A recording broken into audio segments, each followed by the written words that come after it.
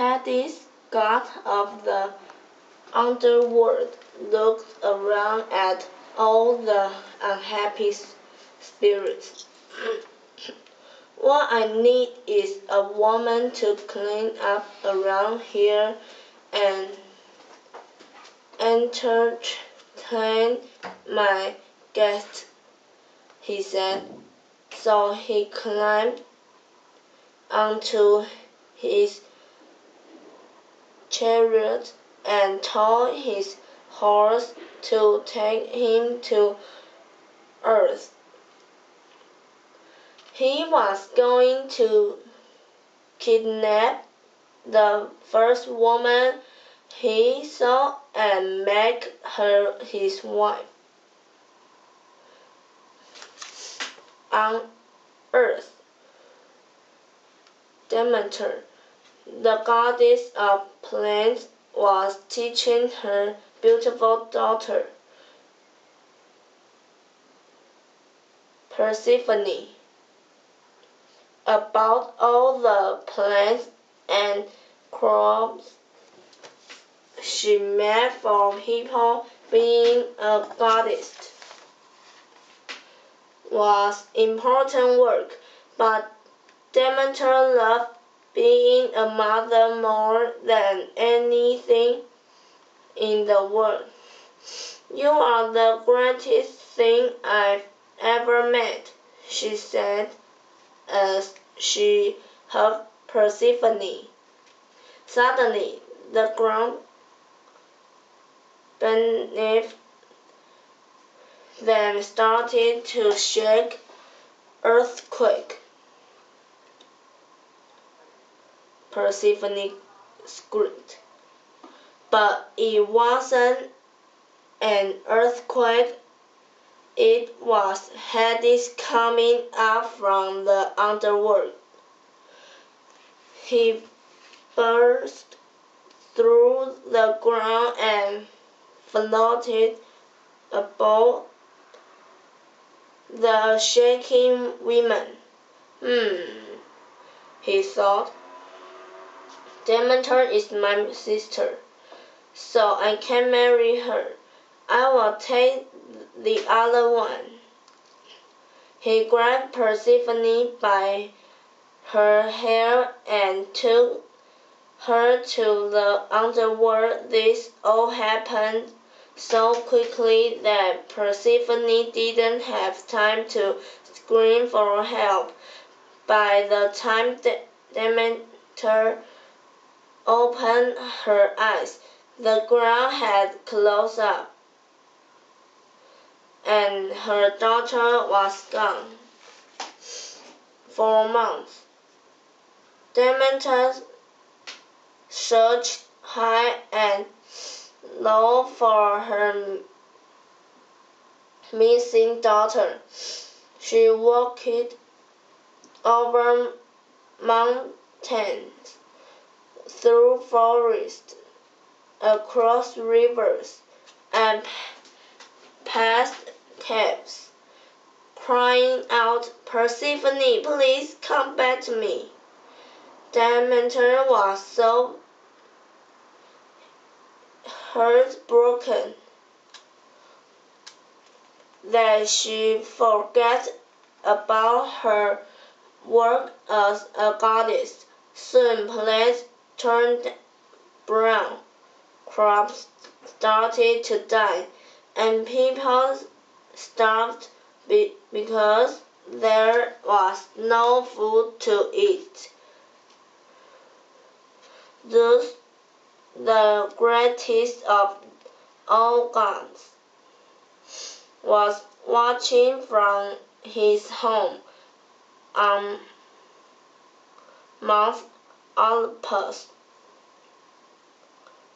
He knew something needed to be done before Demeter went crazy from sadness and all the people starved.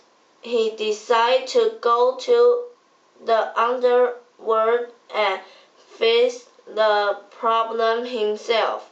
In the underworld, he found Persephone crying in a dark corner. Zeus ordered Hades to let her go. But Hades shook his head. "No way. She's my wife." But then he remembered the terrible punishment he got the last time he disobeyed Zeus. "I mean," Hades said, "she ate some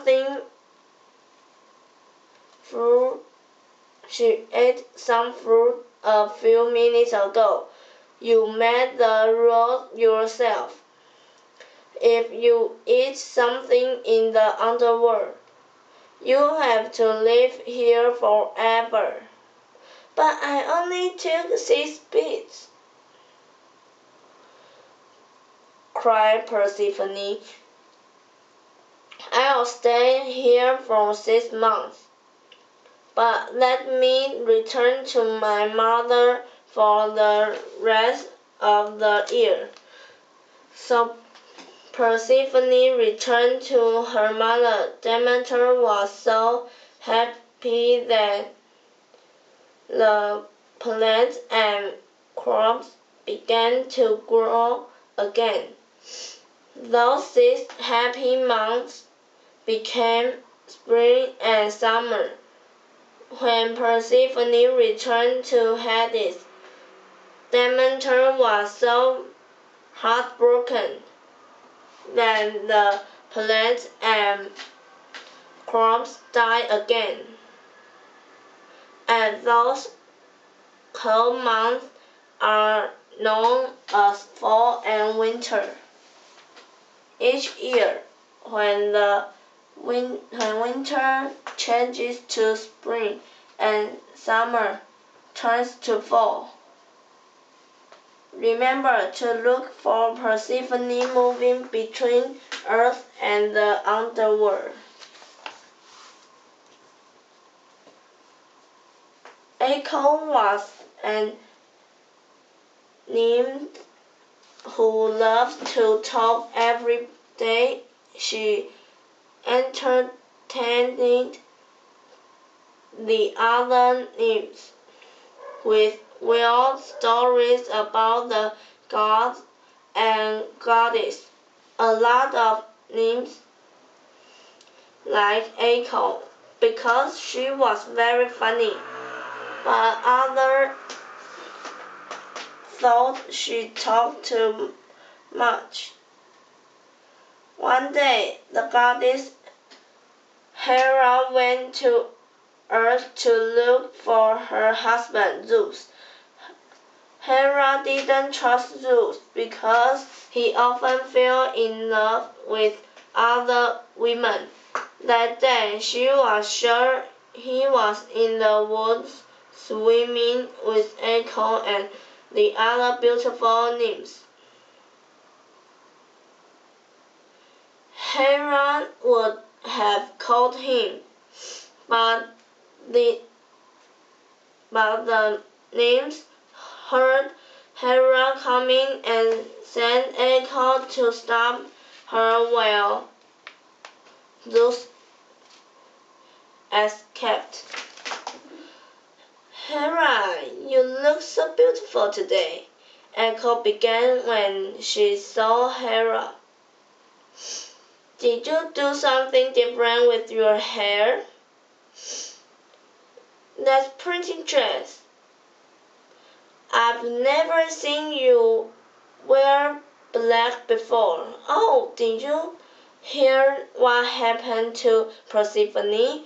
Echo talked Hera's ear off for 5 minutes. By the time Hera finally arrived at the nymph's palm, Zeus was gone.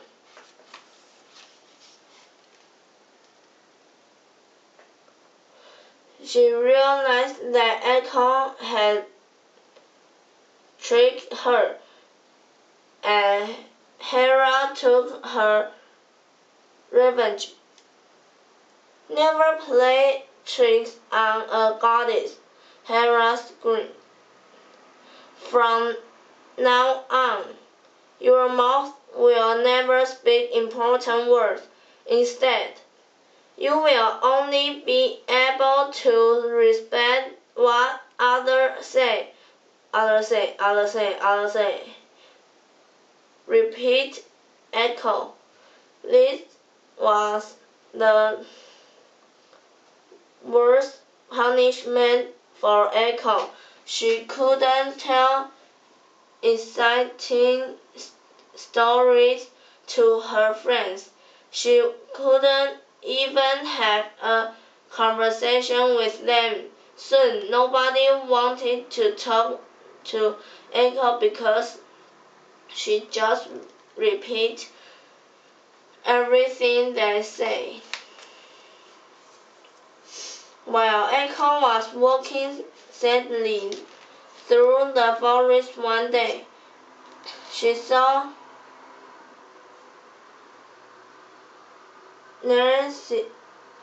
Narcissus sitting by a pond. Narcissus was the most beautiful man Echo had ever seen. He had long golden hair and beautiful white teeth. Echo fell in love immediately. She secretly followed him as he went hunting, but it wasn't long before Narcissus heard her moving in the bushes. "Who is following me?" he yelled into the forest. "Me," Echo said from behind a bush.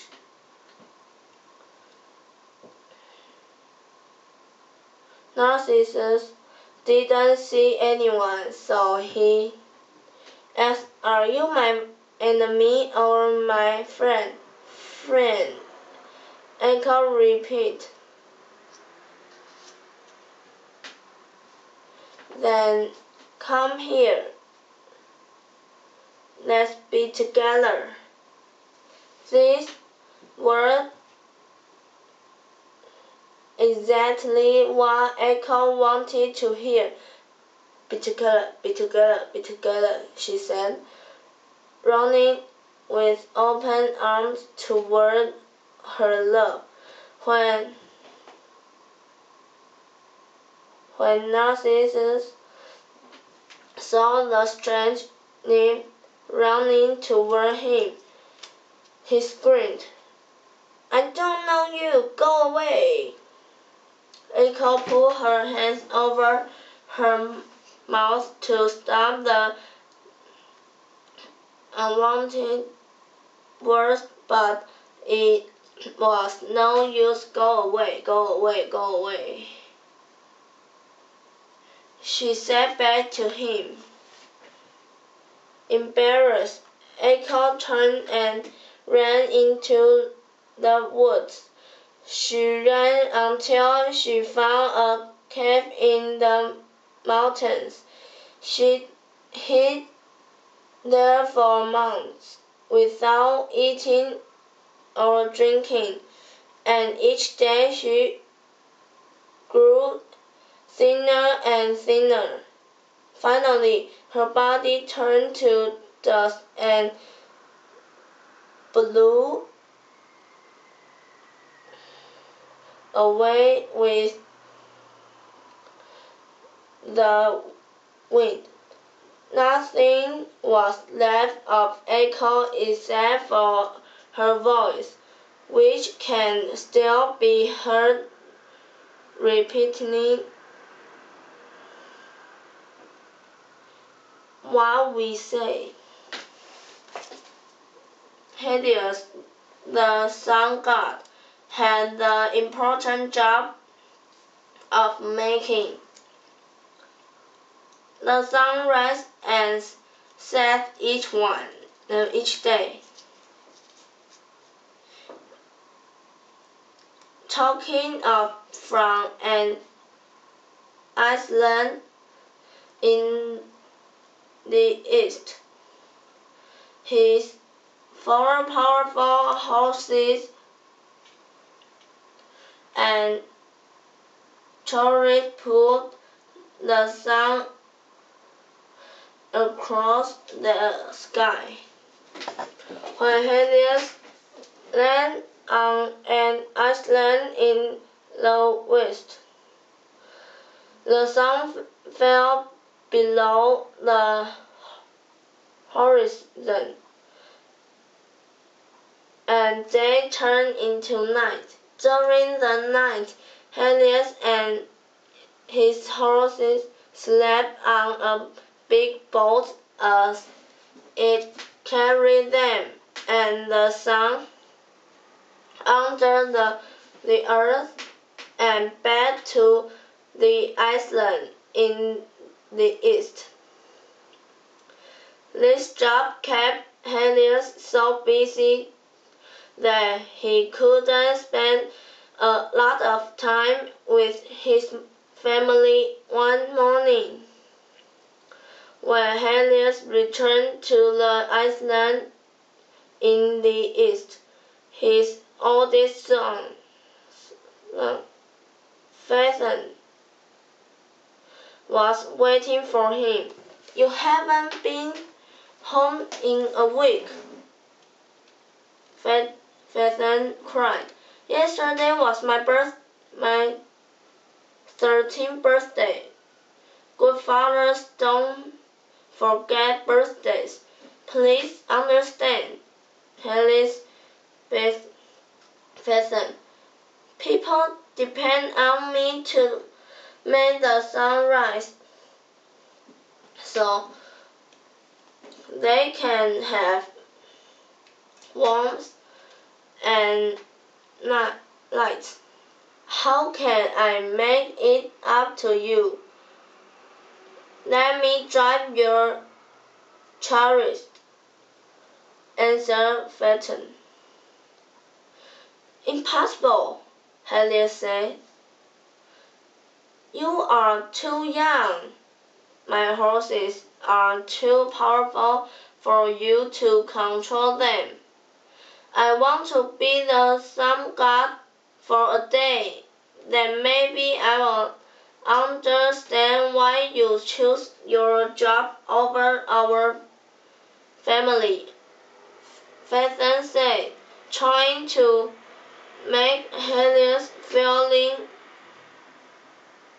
guilty. He kept asking until his father finally gave in to him. "Remember," Helios explained to his son, "hold the reins tightly and so straight west."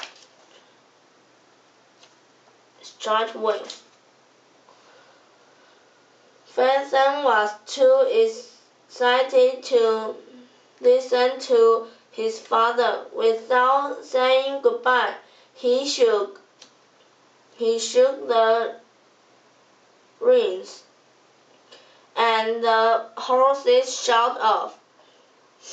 From the sky, he saw dolphins swimming in the ocean, a typhoon spinning toward an island, and a hunter killing a tiger.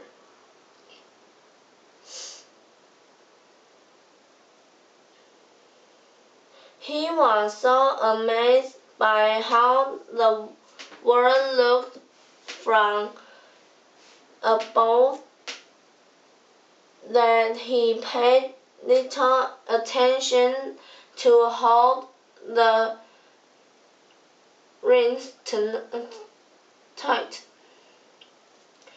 Soon the 4 horses noticed that the reins were loose, so they began to run wild. They pulled the sun so far up in the sky that pieces of the sun flew off into space and became stars. Scared, Phaeton pulled too hard on the reins, making the horses dive down to earth. The sun got so close to the ground that it turned people's skin brown and dried up the rivers and land. Zeus from his home on Mount Olympus watched the out-of-control sun chariot bounce across the land. I have to stop this boy before he destroys everything, he screamed. Shooting lightning from his fingers, Zeus hit and killed Phaeton. Phaeton fell from the chariot and landed in a river, and the horses and the sun continued west. Helios had no time to cry for his dead son because the next morning he had to continue his work as a sun god. However, every day when he flew over the dark-skinned people and great desert that Phaeton created, Helios thought of his son.